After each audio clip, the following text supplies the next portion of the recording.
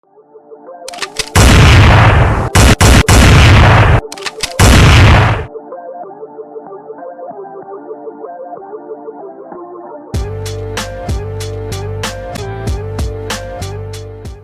everyone, welcome to the channel. Today we're going to talk about how some of these politicians are trying to enact gun control based off the latest tragedies, and they're trying to use these recent mass shootings as reasons to get rid of weapons like AR-15s.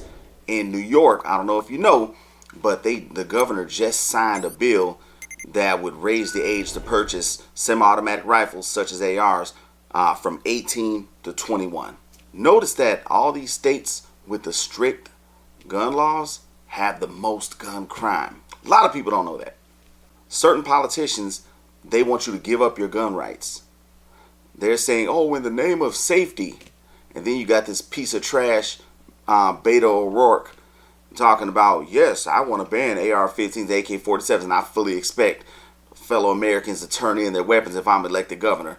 Hopefully that piece of shit will not be elected governor, because all these politicians that don't want you to have guns, like I said in a video a couple weeks ago, they have a 24-hour armed security detail.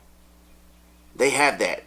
And what they're saying is, my life is worth more than yours and I'm better than you. Do not fall for what they're trying to do, y'all. The thing is, compliance plus registration equals confiscation. Look at Venezuela. Just like 10 years ago, they outlawed pretty much all guns there. And so now, look at the government. They're being extremely tyrannical, corrupt, because they know they have no resistance from the citizens. Citizens don't have a right to bear arms there. Look at New Zealand. Look at Australia. All these places where they have what they call mandatory gun buybacks. And that's another thing. To buy something back would imply that you owned it at one point in time. Like, for example, I used to have a Yukon Denali. So let's say I called the guy who I sold it to and said, hey, I want to buy that back from you for X amount of dollars. That would be considered a buyback. Government entities saying gun buybacks? No, that's a bunch of BS right there, because they never owned the guns to begin with. A buyback is confiscation with little compensation. I'm going to say it again. A gun buyback is a confiscation with minimal compensation. And so the thing is, a lot of these politicians, they want to implement what they call expanded background checks or universal background checks. That will create a backdoor registry which completely goes against the Constitution, because you already go through a background check. When you buy a gun from any gun store, pawn shop, or gun show, you fill out a form 4473, which is your federal background form. Everyone fills that out when you buy a gun. And the FBI does your background check and makes sure you're clear to buy the weapon. Make sure you haven't been in a mental institution. Make sure you haven't been convicted of serious crime.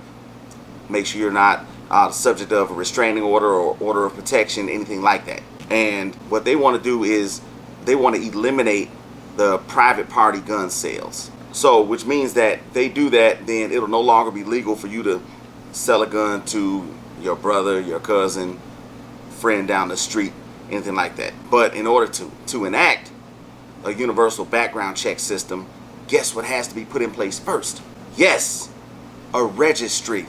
And like I just said, if you comply with that and then you register your firearms, then eventually they're going to come around and they're going to confiscate those firearms. Look at Venezuela. Look at New Zealand. Look at Australia. And also going way further back, look at Nazi Germany. That's how Hitler came into power. He proposed and enacted a gun registry, and that was soon followed up with a gun confiscation, which that was followed up by the Holocaust. Look at Canada now. He just put a freeze on all handgun purchases, transfers, imports, exports, all that stuff, because they already have a registry there. So now they're trying to get their books together, because they're trying to figure out exactly who owns what, and then guess what? They're going to come around and confiscate those. They'll probably start with what they call that mandatory buyback, which is, like I just said, that's confiscation with little compensation. Do not fall for it at all. Because guess what? In the U.S., we have the Second Amendment. It strictly says that the Second Amendment shall not be infringed. To all of you politicians that want to violate people's Second Amendment rights, what part of shall not be infringed do you not understand?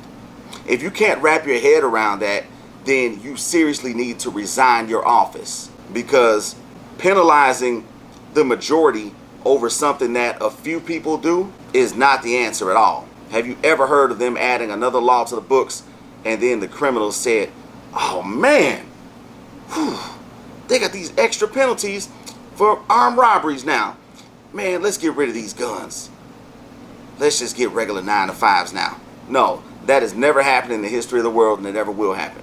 What will happen if people give up their gun rights, crime will go through the roof. Look at these other countries where the citizens aren't allowed to be armed. They're not democracies, they're dictatorships. So just think about that, and don't fall for the craziness, and do not fall for an emotional argument. When these politicians say, don't you want our schools to be safer? Don't you want our kids to be safer? Of course, who doesn't? But at the same time, they're going to follow that up with, we need to enact common sense gun control. No, that's anything but common sense. So don't drink the Kool-Aid. And remember to stay armed, stay vigilant, and stay tactical. We'll see you next time.